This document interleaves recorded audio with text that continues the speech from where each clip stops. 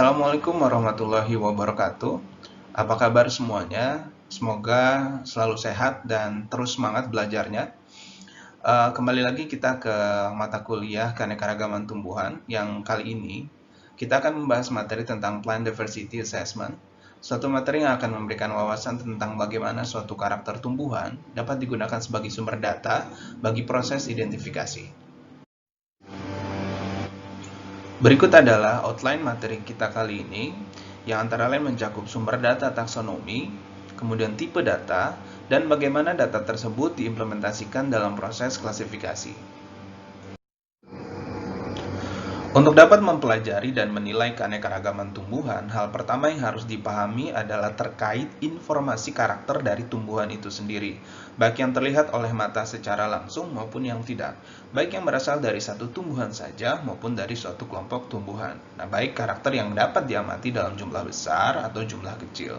Nah, kemudian dari pemahaman tersebut maka akan terkumpul informasi atau data, di mana data ini kemudian dapat digunakan untuk mempelajari taksonomi tumbuhan yang tentu saja berkaitan erat dengan pemahaman terhadap keanekaragaman tumbuhan, baik terhadap keanekaragaman dalam satu spesies maupun keanekaragaman dalam suatu kelompok spesies.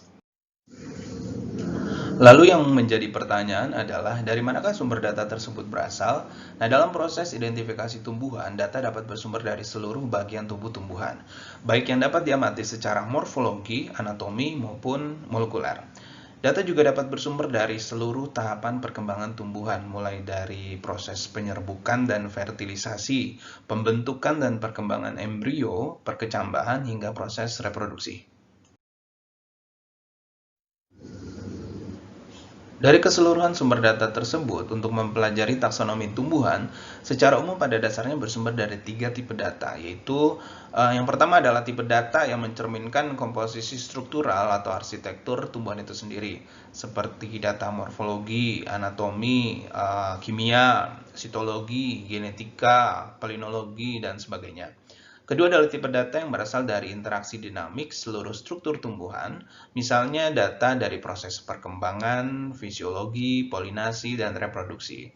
Tipe data terakhir adalah yang datang dari hasil interaksi tumbuhan dengan lingkungan dalam arti luas, seperti data persebaran, variasi, dan data ekologis lainnya.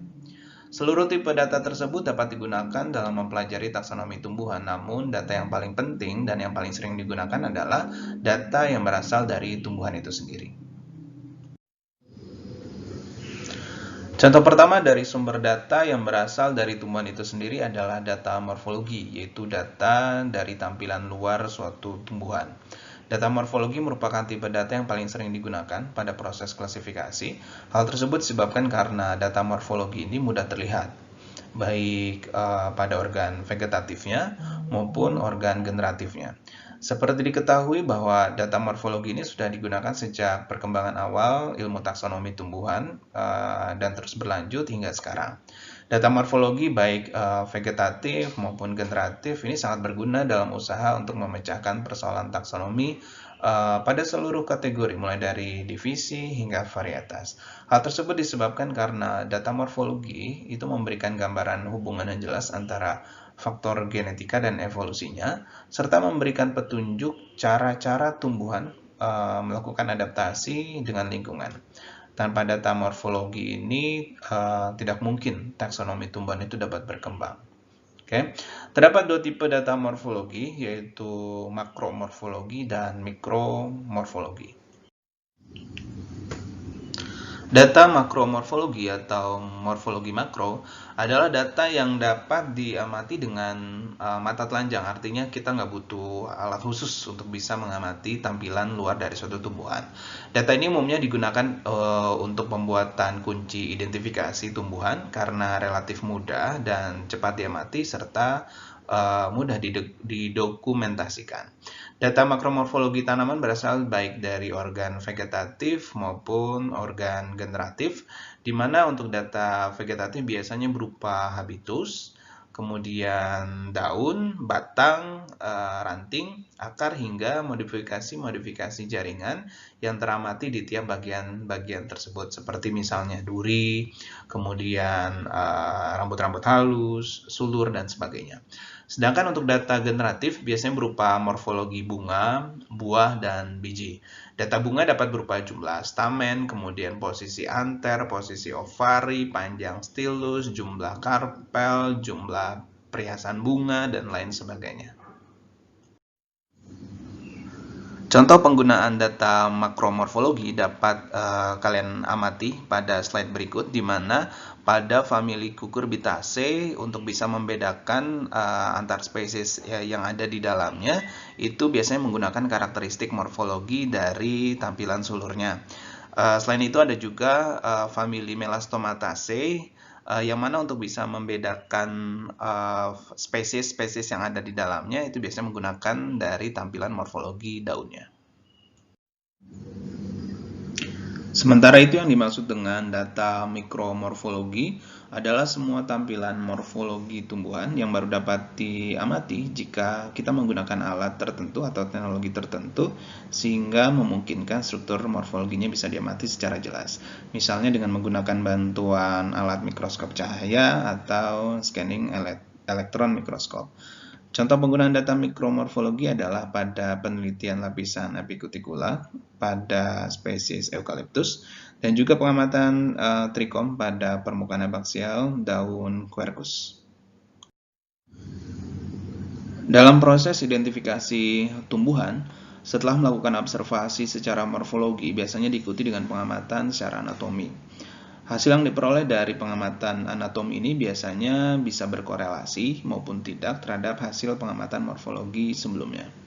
Data anatomi ini mengacu pada struktur bagian dalam tumbuhan, yang mana prinsip dasar mengapa data anatomi ini digunakan adalah bahwa bentuk anatomi merupakan sifat yang melekat secara permanen dan sifat anatomi ini dapat dikombinasikan dengan sifat-sifat lainnya. Terdapat dua tipe data anatomi, yaitu endomorfik dan ultrastruktur. Tipe ini kemudian yang akan menentukan alat apa yang akan digunakan untuk mendukung dihasilkannya data.